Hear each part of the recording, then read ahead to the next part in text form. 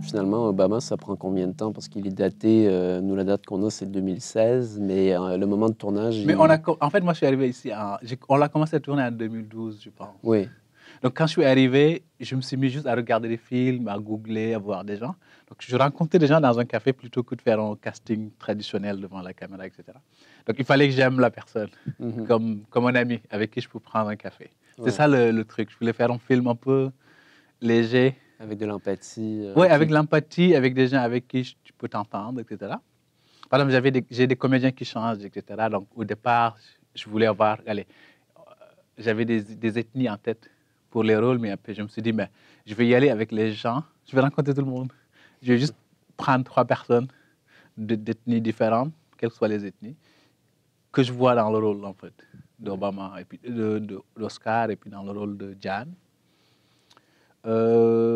Voilà, c'est comme ça que ça s'est bien... Avec Lise Martin, que j'ai eu plus de relations, c'était comme un coup de foudre, parce que j'ai écrit le rôle, en fait, pour elle, à la base. Et il fallait trouver 2 autres comédiennes qui étaient excellentes aussi pour faire le rôle. Mais ça a commencé avec Lise Martin, et puis avec Karim Babin, qui faisait le rôle d'Oscar. C'était assez drôle, si tu veux, comme processus, parce que je voulais faire une histoire, allez, une petite simple, une histoire d'amour, ou peut-être l'inverse de l'histoire d'amour, même si on veut.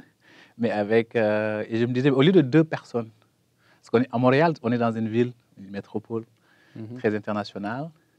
Donc, si tu veux faire une histoire comme ça, qui tu choisis? Tu prends un blanc qui arrive, qui rencontre une blanche, ou un noir qui arrive, qui rencontre une blanche. Ça peut être n'importe quelle combinaison que tu veux.